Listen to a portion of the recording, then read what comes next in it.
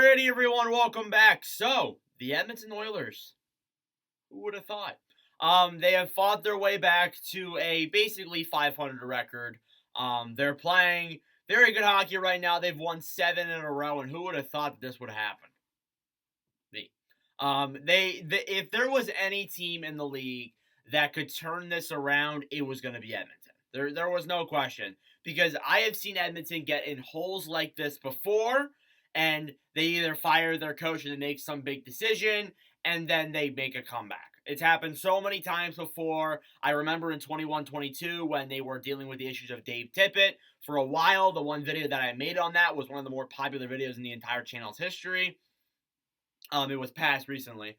But I remember Tippett got fired. They made the Western Conference Finals afterwards. Now, whether or not you think Jay Woodcroft's firing was justified, you can't deny the Oilers have turned it around here. So currently, they are 12-12-1 for 22nd in the NHL for 25 points. Now, they haven't turned it around completely. They're still a ways away from a playoff spot, but hitting 500 is huge. Especially for a team, too, that less than 3 weeks ago, in fact, on November 22nd, following their last loss, they were 5-12-1 for 30th in the league for 11 points, and a lot of people didn't think they'd turn it around. Many people thought that it was too late for Edmonton to pull this off, but I honestly really didn't think that.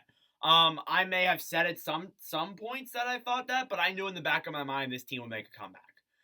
I just knew it. I knew with the offense, I knew with just McDavid himself, I knew he could carry this team and turn it around, and he has. They have. So, definitely deserving of this. As I mentioned, 7-game win streak, 88 goals for, 84 goals against. They're 8-4-1 at home now, which is something that I remember at the start of the year they were heavily criticized because they couldn't win at home. Their only 2 wins before the San Jose game were, I believe, away wins. They could just not win at home whatsoever, and now they've turned that around completely. They've turned the tide entirely. So definitely that's good that they've turned that around. Their road record still isn't that great. They're 4-8 on the road, which is expected. They will turn that around eventually, I'm sure, if they keep going at the pace that they're going. Now you ask the question, well, are they playing good teams, or are they just playing the bottom leaguers who arguably are worse than them? So you start out with a 5-0 win over the Capitals. With Washington, at that point, they were playing some pretty good hockey. So I will say that, they obviously, that's a pretty good team they beat. They beat the Ducks 8-2. The Ducks aren't a very good hockey team, and an offensively powered team like the Oilers, obviously they're going to score something like 8 goals on Anaheim for sure. Then they had a 5-4 shootout win over Vegas. That was a huge win for division points, and they needed that win as well to turn this around. A 3-1 win over Winnipeg. Winnipeg's a very good hockey team. They've been playing some very good hockey. Eventually, I will make a video on Winnipeg. They are a team that I do plan on making one at some point. 6-1 win over Carolina. Carolina has struggled, but overall they're a pretty good team. Then they beat Minnesota 4-3.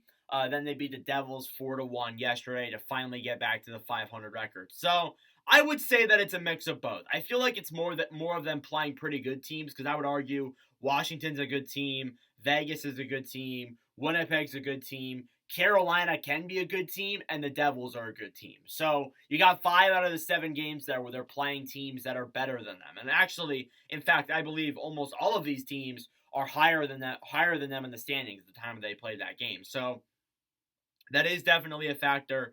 But I do think I don't know if I want to say they're back, because they're only 500. Like, they could easily lose 7 straight now. Like, it's not difficult to lose 7 straight in this league.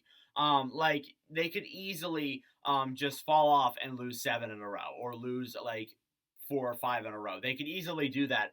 I don't want to say they're back just yet, but it's a good sign. It's a good sign of where things can go from here. Now, obviously, I have my concerns still. There still are some concerns with this team that when I look at the goaltending, when I look at the defense, when I look at depth scoring, I don't see a whole lot of optimism. I haven't, because I don't think Oilers fans can deny the fact that really it's been their top 6, or it's been their top guys that have been carrying this roster on this 7-game win streak. There hasn't been a whole lot of secondary scoring. Obviously, the defense has been pretty solid. A lot of them have been letting in only one goal a game. Only 3 of those games out of that 7, they allowed only more than one. So definitely that plays a factor there too. I think they're playing good hockey right now. I think they're very balanced, but obviously there still are some concerns that I have. That being said, let's talk about McDavid. So McDavid, I remember when they were at their lowest when they lost to San Jose, and there was all that moment that happened.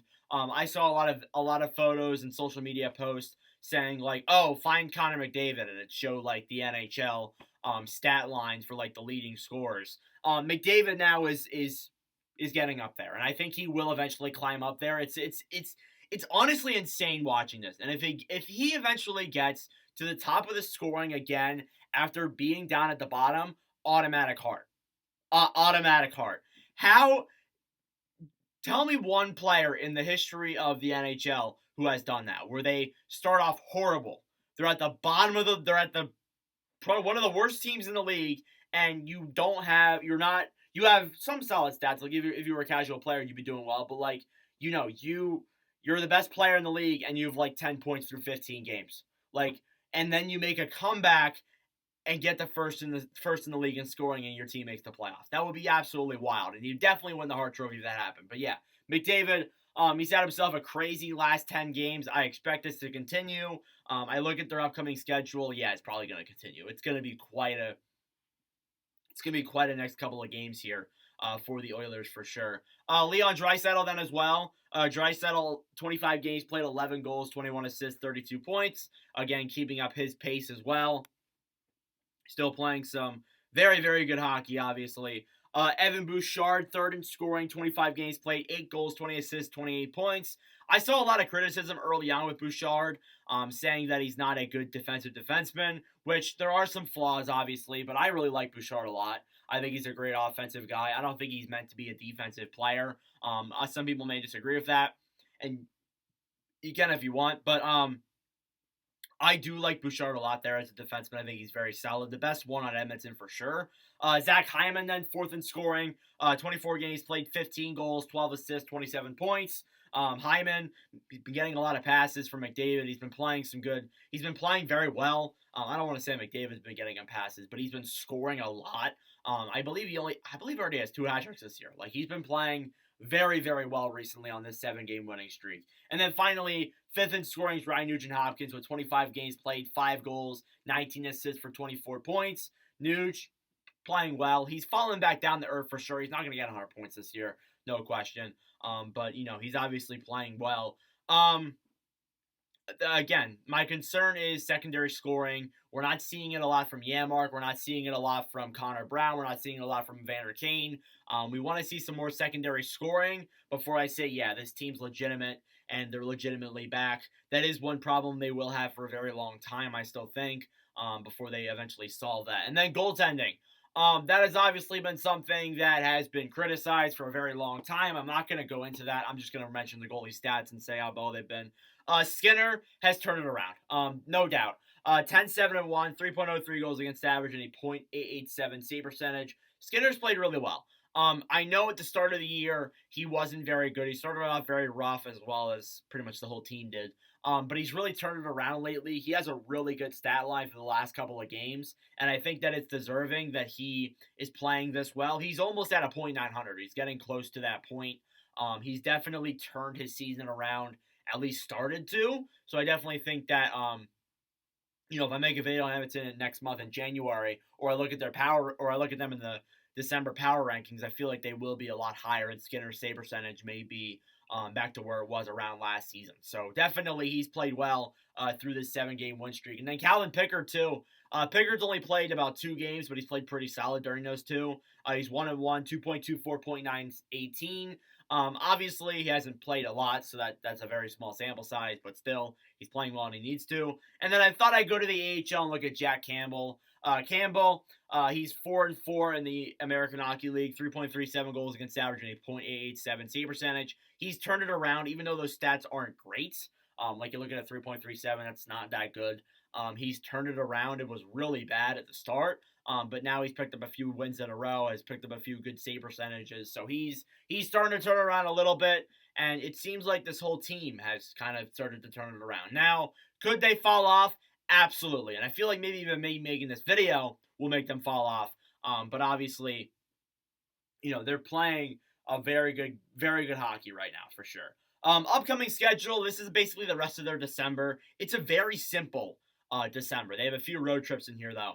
They play Chicago to start off. Then I believe they play the Florida teams. They play Tampa and Florida, so back-to-back games there. Then I believe they go on their East Coast road trip where they play the Devils, the Islanders, and the Rangers. I say those are going to be some hard games for them to win, but they can definitely win them for sure. Then they go on their California road trip to wrap out December with San Jose, LA, and Anaheim. So overall, that's a relatively easy schedule. You don't have a whole lot of playoff teams in there or a whole lot of teams that are doing very well. So they can definitely find themselves in a playoff spot by Christmas. They could. And there's about 2 weeks left till Christmas. So they can for sure find themselves in a playoff spot. So yeah, anyways, that's all I got for the Oilers. Let me know your thoughts down below. Thank you all for watching. If you enjoyed, make sure to leave a like, that comment down below. I really appreciate it. We'll see by January and my December power rankings where they'll be. They rose up pretty far this past month, and they probably will be higher next month, but definitely they're playing very well. But anyways, thank you all for watching, and I'll see you guys in the next video. Adios.